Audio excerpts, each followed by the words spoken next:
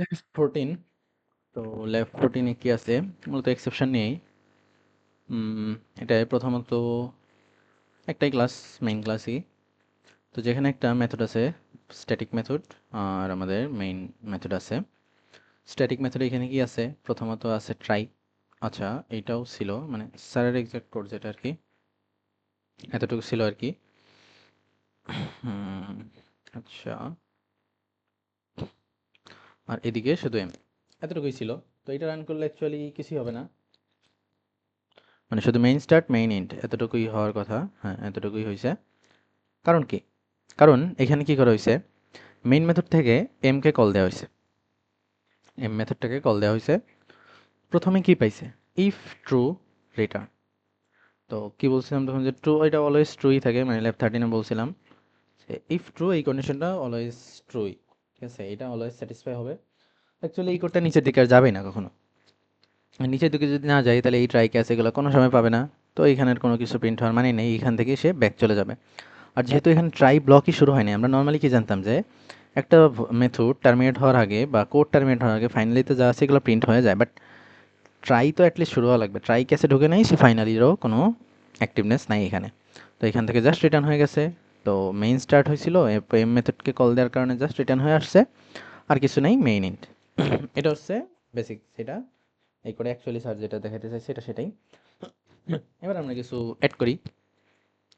Like আমি চাই না সবসময় রিটার্ন করতে, আমি কিছু প্রিন্ট করব। তাহলে ইন্ট I ইকুয়ালস টু 0, এটা মানে I ইকুয়ালস টু 1/0, এটা কি ইরর অবশ্যই দিবে, এটা ট্রাইয়ের মধ্যে রাখছি। তো এইখান থেকে কি ক্যাচে চলে যাবে না? এইখান থেকে ক্যাচের মধ্যে চলে যাবে, তার মানে কি এইটা কোনো সময় প্রিন্ট হবে? এটা কোনো সময় প্রিন্ট হবে না, তো এটা নেভার প্রিন্ট। এবং এটা যেহেতু 1/0 অ্যারিথমেটিক এক্সেপশন, তো অবশ্যই এইখানেই যাবে। এখানে যাওয়ার পর কি প্রিন্ট হবে? I ইকুয়ালস টু 1/0 প্রবলেমে এই লেখাটা আমরা প্রিন্ট করতে চাই। এবং তার সাথে কি প্রিন্ট হওয়ার পর এখানে আরেকটা এক্সেপশন আমরা ক্রিয়েট করে ফেলছি, ইন্ট j ইকুয়ালস টু 1/0। তো এটা তো আবার নতুন এক্সেপশন। এখন এই এক্সেপশনটাকে হ্যান্ডেল করার জন্য এখানে কিছু নাই। যেহেতু কিছু নাই, তাহলে কি এইখান থেকে চলে যাবে না?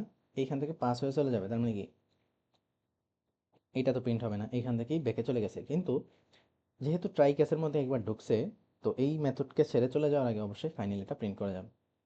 অর্থাৎ আমরা এটা রান করলে ওইখান থেকে এম কে কল দেওয়া হয়েছে, কল দিলে এখানে আসবে। এখানে একটা এক্সেপশন পাইছে, পরে অ্যারিথমেটিক এক্সেপশন এটার মধ্যে ঢুকবে, I ইকুয়ালস টু 1/0 প্রবলেম এটা প্রিন্ট করবে, এবং নতুন এক্সেপশন পাইলো। নতুন এক্সেপশন পাইছে, এখানে কোনো ক্যাশ নাই, তো চলে যাবে কলার মেথডের কাছে যে কোনো এক্সেপশন হ্যান্ডেলার আছে কিনা। তো চলে যাওয়ার আগে ফাইনালটা প্রিন্ট করে যাবে। ওকে। আর এখানে এসে দেখবে এখানেও কিছু নেই, তাইলে ফাইনালি কি হবে, এখানে টার্মিনেট হয়ে যাবে প্রোগ্রাম। যদি এখানে দেখি কি হচ্ছে, প্রথমে মেইন স্টার্ট, মেইন স্টার্ট হলো, এমকে কল দিয়েছিলাম, তো এখানে এক্সেপশন পাইছে, এক্সেপশন হ্যান্ডেল করছে 1/0 প্রবলেম, এই যে 1/0 প্রবলেম। তো এইখান থেকে কি নতুন এক্সেপশন পাইলো, এখানে কোনো ক্যাচ নাই, তো চলে যাবে। চলে যাওয়ার আগে কি এই যে ফাইনালির মধ্যে ফাইনালি F1 লেখা ছিল এটা প্রিন্ট করে তারপরেই যাবে। এবং ওইখানেও যারা দেখছে কোনো ক্যাচ ব্লক নাই, তার মানে কি এইখানেই প্রোগ্রাম টার্মিনেট হয়ে গেল, মেইন ইন্ডের কাছে আর আসতে পারবে না, যেহেতু কোনো হ্যান্ডেলার নাই, তার মানে ইরোর হয়েছে কোড স্টপ। তো এই যে এক্সেপশন ডিভাইডেড বাই 0, এগুলো এগুলো। ওকে। আর এবার বিষয় হচ্ছে, যদি আমরা চাই, সাপোজ আমার ইচ্ছা যে আমি চাই এটা প্রিন্ট হোক, এটা প্রিন্ট হইতে কি করতে হবে? অবশ্যই আমাদের এটা পুরোপুরি এক্সিকিউট হইতে হবে, অর্থাৎ কোনো ইরর থাকা যাবে না। ইরর থাকলে তো কলার মেথডের কাছে চলে যাবে, আমরা তো সেটা চাই না অবশ্যই। তাইলে সেখানে আমরা কি করব, এই ইররকে, এইটাকে হ্যান্ডেল করার জন্য কিছু একটা দেওয়া লাগবে। তো যেহেতু এই ট্রায়ের মধ্যে এই ক্যাচ ছিল, এই ক্যাচের মধ্যে যেহেতু এটা সরাসরি ইরর, তো এইটা পরবর্তীতে নেস্টেড ক্যাচ দিয়ে দিলেও কোনো মানে আরও কিছু ক্যাচ মেথড নর্মালি অ্যাড করলেও কাজ হবে না, আমাদের এটাকে আবার ট্রায়ের মধ্যে রাখতে হবে। তো আমি এইটা সরায়া কি করলাম, তো ল্যাব 13 এমন একটা দেখছি আমরা, যদিও এই রিটার্ন লাগবে না। তো কি করছি, এই 1/0 কে আমি আবার কি ট্রায়ের মধ্যে রাখছি। তো এখানে আবার ইরর আসবে এবং সেটাকে কি এ হ্যান্ডেল করে ফেলবে না, অ্যারিথমেটিক এক্সেপশন। তো ও হ্যান্ডেল করবে এবং প্রিন্ট করবে যে ইকুয়ালস টু 1/0 প্রবলেম। যেহেতু এইবার হ্যান্ডেল করছে, তার মানে তো এখানে আর কোনো ইরর নাই। যেহেতু কোনো ইরর নাই, নর্মালি কি সে আসবে, ফাইনালি প্রিন্ট করবে, ইন্ড এম এটাও প্রিন্ট করবে এবং চলে যাবে ব্যাকে কলার মেথডের কাছে। এটার কি পুরোপুরি এক্সিকিউশন শেষ, লাস্টে মেইন ইন্ট এটাও প্রিন্ট হবে। এই যে প্রথমে i ইকুয়ালস টু 1/0 প্রবলেম, এটা প্রিন্ট হয়েছে, নতুন এক্সেপশন পাইছে, এটাও হ্যান্ডেল হয়েছে, যে ইকুয়ালস টু 1/0 প্রবলেম, ফাইনালি এটাও প্রিন্ট হলো, ইনডেমনও প্রিন্ট হলো, এবং লাস্টে এসে মেইন ইন্ডো করে ফেললো। এটা গেল। এইবার যদি এমন করতে না চাইতাম, অর্থাৎ এটা যে এইখানেই হ্যান্ডেল করা লাগবে এমন তো কোনো কথা নেই। আমরা কি জানি যে এটা যেহেতু ইরর আছে, এটাকে আমি হ্যান্ডেল বাইরেও করতে পারবো, মানে কলার মেথডের এখানেও করতে পারবো। তখন কি, যখন আমরা জানি যে এম মেথডটা কি করতেছে, একটা ইরর থ্রো করতেছে, তাহলে আমরা এইটাকেই কি করব, ট্রাই কেসের মধ্যে রেখে দেবো, তাইলে তো এখানে হ্যান্ডেল করতে পারবে। কারণ যখন এখানে একটা ইরর পাইছে, এখানে কোনো হ্যান্ডেল নাই, এখান থেকে ব্যাক চলে আসবে, ফাইনালি এখন প্রিন্ট করা জাস্ট, এখানে এটা আর প্রিন্ট হবে না। এখানে এসে কি দেখবে, এখানে একটা ক্যাশ মেথড আছে, ওই অ্যারিথমেটিক এক্সেপশন ই হ্যান্ডলার আছে, এবং যে ইকুয়ালস টু 1/0 প্রিন্ট করবে, মেইন এন্ড করবে। আর এখানে আর প্রোগ্রাম টার্মিনেট হবে না, main start i equals to 1/0 finally print করে চলে আসলে এখানে যে ইকুয়ালস টু 1/0 প্রিন্ট করছে। আচ্ছা, এখানে এলএন দিই,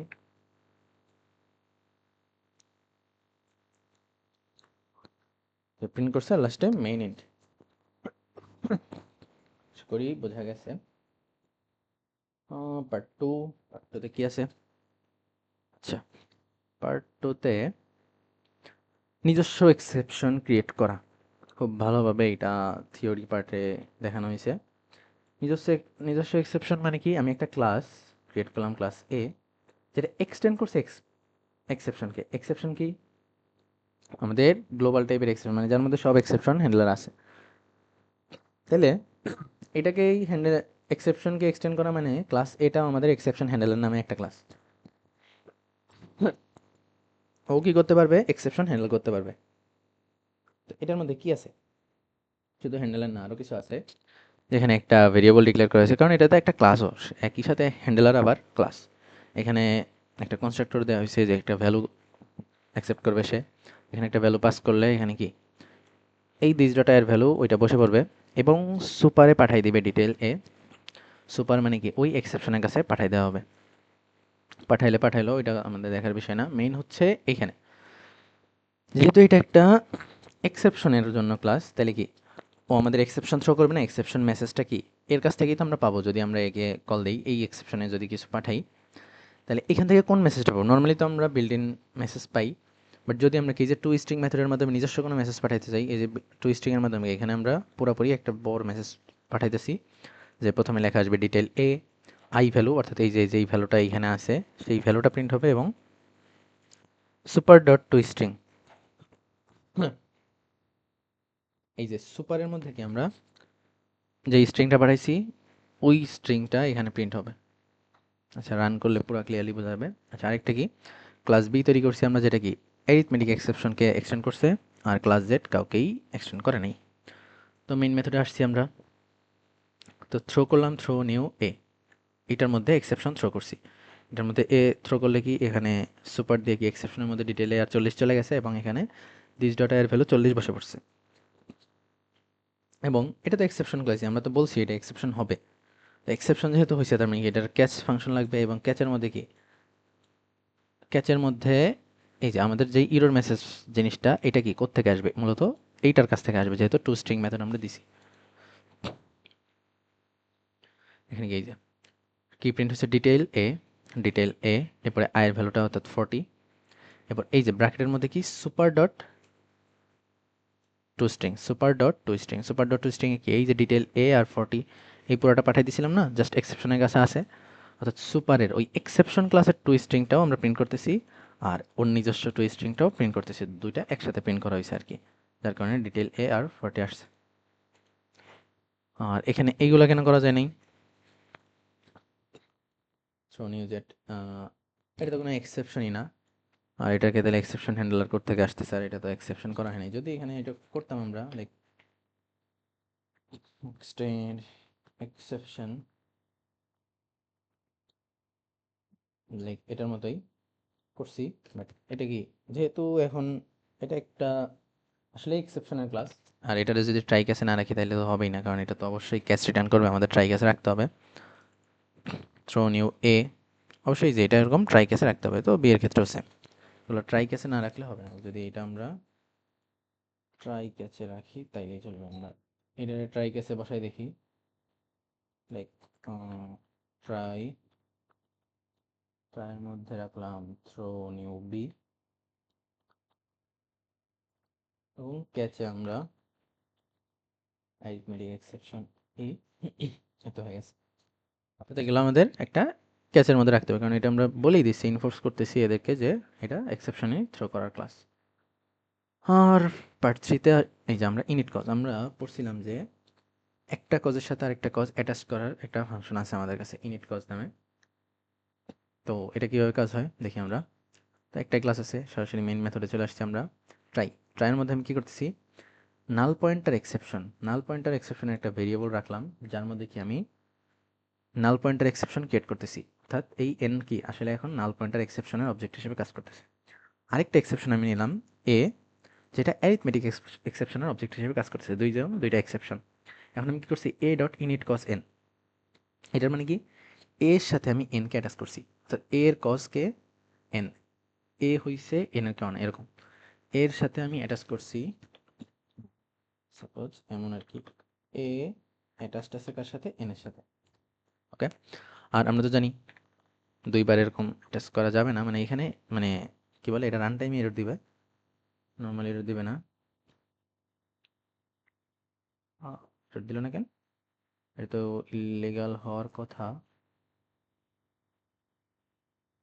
আচ্ছা এখানে হ্যান্ডেল হয়ে যেতেছে আর কি, ক্যান নট ওভাররাইট। তো এরর আছে, বাট এরর হ্যান্ডেল হয়ে যাচ্ছে, কারণ কি এই যে এখানে এক্সেপশন ই দেয়া আছে, যার কারণে ক্যান নট ওভাররাইট কজ। এবার কথা হচ্ছে আরো একটা কাজ করছি আমরা, আমাদের এরকম শুধু ইন্ট কজ না, আমাদের আরেকটা ওয়ে আছে যেটার মাধ্যমে আমরা কি অ্যাটাচ করতে পারি কজ। তখন আমরা কি করছি, এক্সেপশন টাইপের একটা ভেরিয়েবল নিছি, যেখানে মেসেজ, এই এক্সেপশন কোন মেসেজ আমাদেরকে দিবে এইটার সাথে আমরা কজ পাঠাচ্ছি। কজ কি, এই এ, কজ হচ্ছে আমাদের এ, এই এক্সেপশন কজ, এটাকে আমরা পাস করে দিছি। ঠিক আছে, তো বিষয়টা এমন হয়েছে, এই এক্সেপশনের কজ হচ্ছে এ, এর কজ হচ্ছে এন।